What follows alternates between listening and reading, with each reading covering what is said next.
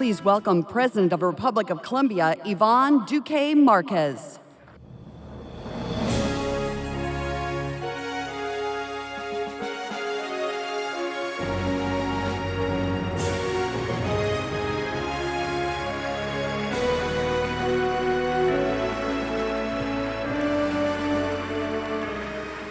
Thank you so much.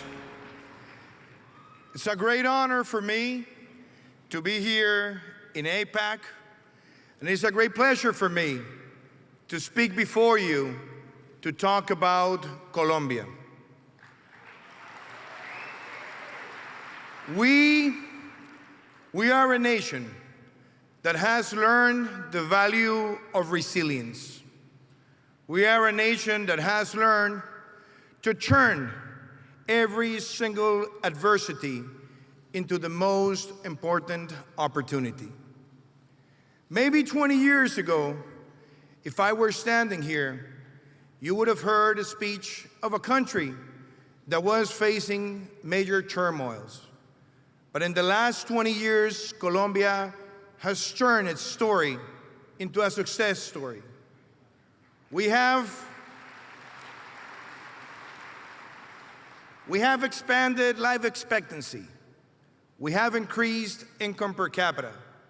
We have improved our security.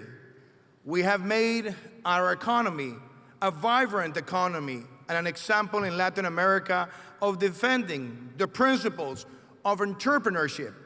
And we have strengthened our democracy. Today, we have become a member of the OECD. And we will continue to embrace those values to look towards the future. 18 months ago, I had the privilege of having my oath of office in Colombia and tell the Colombian people that we wanted to work under three principles: the rule of law, defending the private sector and private initiative, and making small and business part of the engines of that transformation. But we also made a big call to work for fairness. And in 18 months, we have made tremendous progress. Today, the Colombian economy is growing above the world average, the regional average, the OECD average. And that is taking place because we defend free enterprise as part of social transformation.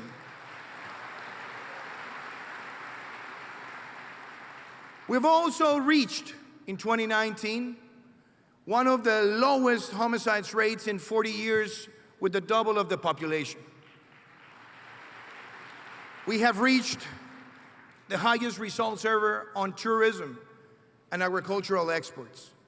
But most importantly, we're making a social change. In just 18 months, 80,000 students are going to free public education in the universities because we believe education makes a big change. But all the successes that we're reaching are also because we consider that values, principles, and vision with our allies are very important. We have shared those visions with the United States, and we have also shared those visions with allies like Israel.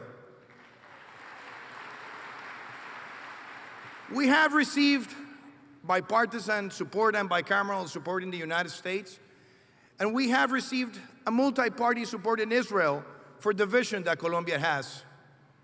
And we know that if we share those values, we have to cooperate, and we have to work together.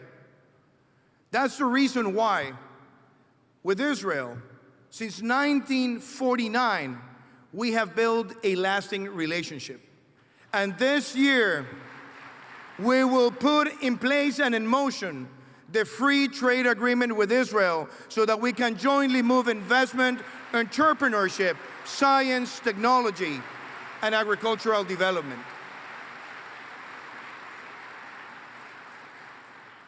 The same happened with the United States. We built a free trade agreement that is helping us export more, reach new markets, and give opportunities to Colombians in different places of the country. But we also share the values of security, because we see security as a democratic value and as a social asset. And we have received from the US and Israel support to fight terrorism, because we know that terrorism is an expression of corruption. And we have also made clear that we will work with our allies to fight every single terrorist organization in the world.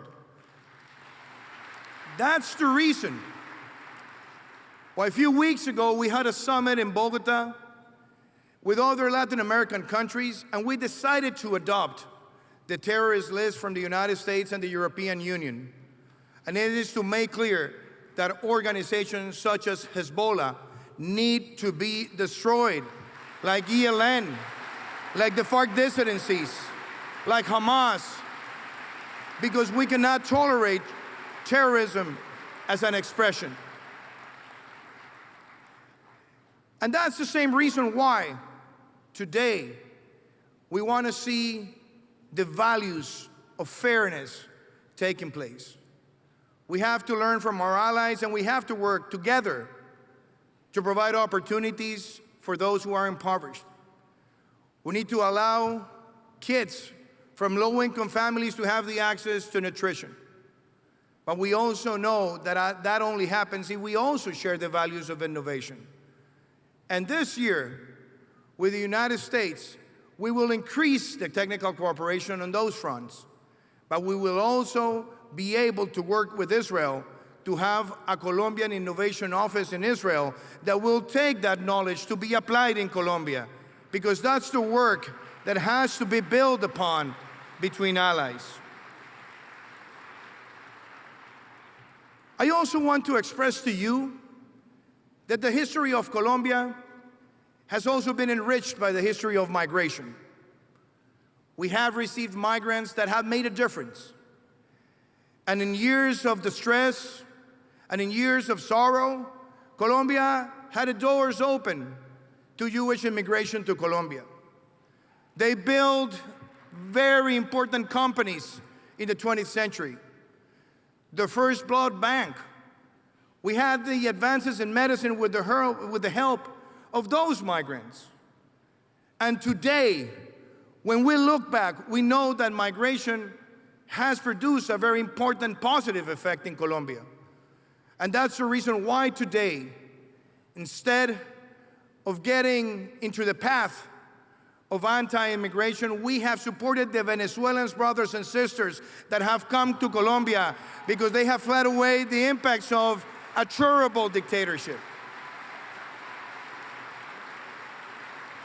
That dictatorship in Venezuela has also the traces of anti-Semitism, and they have also opened the doors for Hezbollah to operate in Venezuela to support the crimes they continually commit against their population. So that's the reason why my visit to AIPAC is also a call for you to look at Latin America and to see that the values of democracy, rule of law, and fairness have to be protected. And they will only be protected if we are together also working so that that dictatorship in Venezuela comes to an end and we can see a continuous progress in that country for the sake of the rest of the Latin American nations.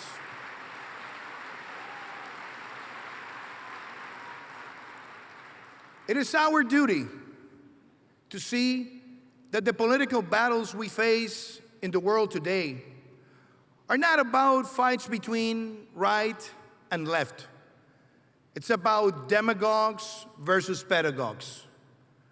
The demagogues are the ones who build their path to power, generating social conflict.